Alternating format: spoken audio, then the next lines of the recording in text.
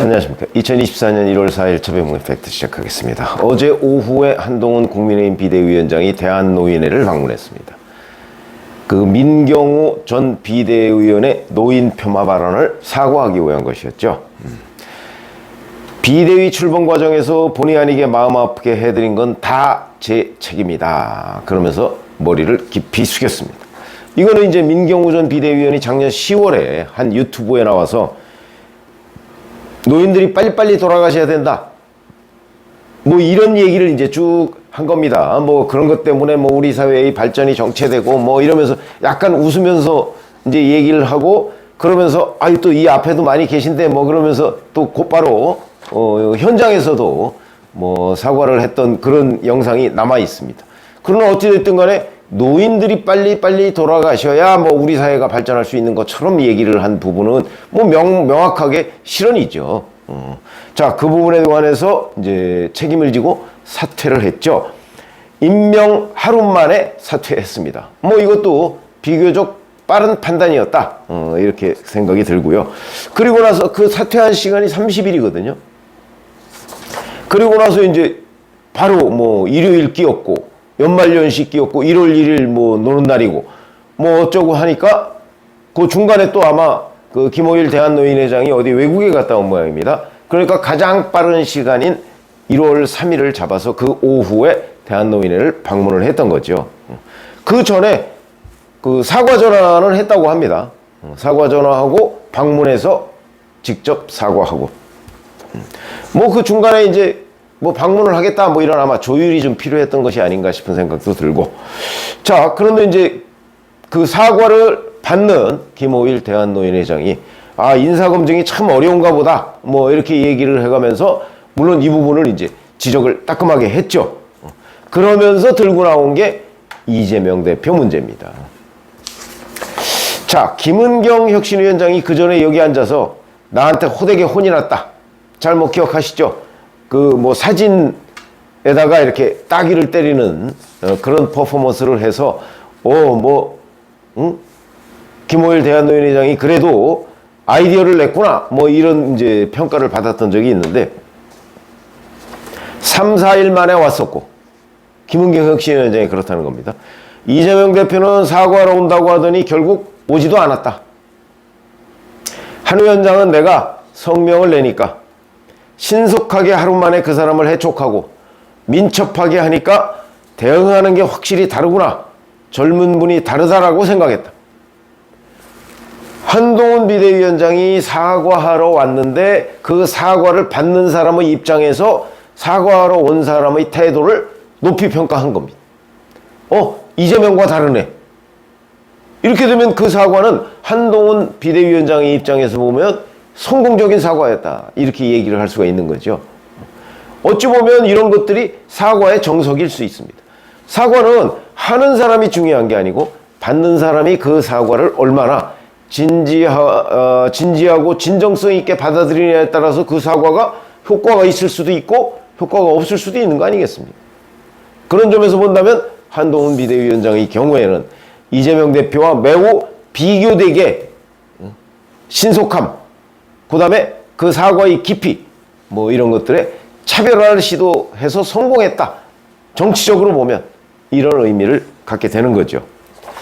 왜 그러냐면 뭐 이 큰 정당 지금 이제 국민의힘이나 민주당이나 이게 굉장히 큰 정당입니다. 큰 정당이다 보니까 여기 당원들도 많고 당직자들도 많고 국회의원들도 많죠. 곳곳에서 무슨 이런저런 사고가 일어날 가능성은 늘 잠재해 있습니다. 뭐 누가 뭐 어디 가서 무슨 일을 저지르고 국회의원이 저지르고 당직자가 저지르고 뭐 당원도 저지르고 그랬을 때 그걸 어떻게 그 사고 자체를 뭐 미연에 방지하면 뭐 그게 가장 좋은 거겠죠. 그러나 그게 뭐 행정조직이 아닌 이상 행정조직이더라도 뭐 그렇게 그 사고를 완전히 방지하는 거는 어려운 일이죠. 사고는 늘 있게 마련이다. 문제는 그 사고가 터진 뒤에 그걸 어떻게 수습해서 그걸 데미지, 이 국민의힘 뭐 또는 민주당의 데미지를 적게 입도록 하느냐 하는 게 리더의 자질입니다. 그러다 보면 이런 사고가 앞으로도 계속 있을 수 있을 겁니다. 그랬을 때 얼마나 이 부분에 관해서 적절하게 그 정치적 손해를 차단하느냐 하는 것들은 대단히 중요한 정무적 판단이라고 봐야 되겠죠. 그런 점에서 본다면, 자, 이재명 대표는 그 후에 대한노인회 본인이 직접 뭐 사과하러 간다는 둥, 뭐 만다는 둥 어쩌고 얘기하다가 이 이슈가 조금 잦아드니까 그냥 퉁 쳐버렸습니다. 그걸 지금 김호일 대한노인회장이 기억하고 있다가 한동훈 비대위원장과 비교해서 얘기를 하고 있는 겁니다. 의문의 일패를 또 당한 셈이 돼버렸죠. 그래서 문제가 생겼을 때 얼마나 수습을 적절하게 하느냐 하는 것도 대단히 중요한 정무적 행위의 하나, 이렇게 말씀을 드릴 수가 있겠고요. 물론 뭐 김은경 혁신위원회 때는 김은경 혁신위원장 본인이 이제 그 문제를 일으켰던 사람이고, 지금 한동훈 비대위의 경우에는 비대위원 한 명이 문제를 일으켰던 거고, 조금은 이제 무게감이 다르기는 합니다만은 어쨌든 간에 신속하게 당사자가 있고, 뭐 사실 저는 그 한동훈 비대위원장이 이제 민경우 그 전 비대위원을 같이 데리고 가서 사과를 시키고 본인도 또 사과를 하고 하면은 모양이 더 좋지 않았을까, 뭐 이런 생각은 듭니다. 뭐 그거를 대한노인회에서 받아줄지 안 받아줄지는 모르겠습니다만은 그랬으면 모양이 더 좋았지 않았을까, 뭐 이런 생각을 하게 되는데, 어찌됐든 간에 김호일 대한노인회장이 사과를 충분히 받고 심지어 한동훈 스타일에 대해서 칭찬까지 했다.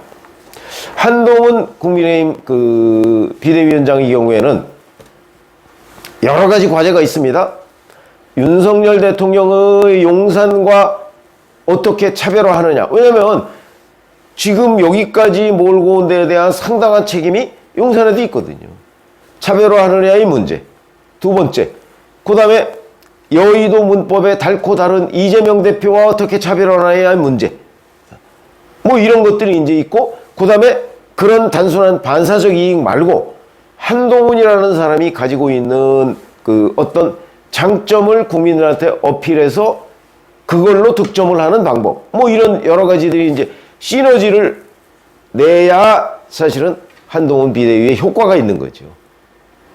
그런데 그 중에 뭐 윤석열 대통령과의 차별화, 뭐 이거는 일단 첫 단추는 실패한 걸로 보입니다.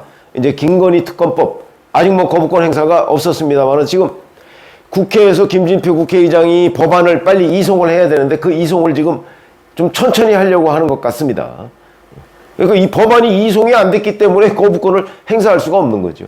그러나 그 거부권 행사 과정에서 한동훈 국민의힘 비대위원장이 거부권 행사를 찬성하고 있기 때문에, 그렇다면 윤석열 대통령과의 이 부분에서 특별한 차별화가 이루어지지 않고 있죠. 아마 그 부분에 대해서도 일반 국민들이 차별화 주문을 많이 했는데 한동훈 비대위원장이 그렇지 않네? 뭐 이래서 이제 아마 점수를 좀 깎아 먹을 겁니다. 컨벤션 효과가 좀 이제 좀 줄어들겠죠.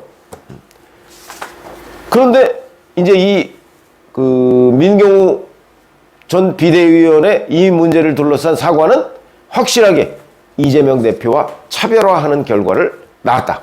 이거는 이제 또 득점 요인이 될 겁니다. 기타 이제 그 한동훈 비대위원장이 가지고 있는 본인만의 강점, 이걸 어떻게 살리느냐에 따라서 컨벤션 효과를 계속 유지할 수 있느냐, 뭐 이런 것들이 이제 결정이 되겠죠. 그런데 여하튼 그런 몇 가지의 잣대 중에서 하나, 이재명 대표와의 차별화, 이 부분은 이번에 사과로서, 대한노인회에 대한 사과로서 차별화의 면모를 보여줬다. 이건 비교적 성공한 실적이다. 이렇게 우리가 충분히 얘기를 할 수가 있는 겁니다. 앞으로 이제 한동훈 비대위원장의 경우에는 기존 여의도 문법, 뭐 이걸 여의도 사투리라고 하고, 그러면서 뭐 여의도 문법과 다른 행동을 하겠다라고 얘기를 했는데, 그 다른 행동이 곧바로 정치적인 득점으로 연결이 될 수 있어야 되는 거죠. 뭐 그렇지 않고 그냥 다르다는 것만 가지고서는 득점을 하기가 어렵습니다. 다르되 이런 방법이 더 좋다. 기존 여의도 사람들이 쓰던 방법은 아닌데 이 방법이 더 상대로부터 호응을 얻어내는데 유리한 국면이다 라고 얘기한다면 그게 다 하나씩 하나씩 쌓여서 득점이 되는 겁니다. 그런 점에서 본다면 적어도 이번에 대한노인에 대한 사과는 이재명 대표와 확실하게 차별화를 했고 그 차별화가 좋은 평가를 받게 됐다 하는 점을 말씀을 드리고요. 자, 앞으로 뭐 이제 오늘로서 97일 남았습니다. 총선까지. 이 97일 동안에 또 어떤 일이 어떻게 벌어질지 모르겠지만 적어도 이재명 대표와의 차별화 문제는 확실하게 가져가야 한동훈 비대의 등장의 효과가 긍정적으로 비치지 않을까 이렇게 판단이 됩니다. 고맙습니다.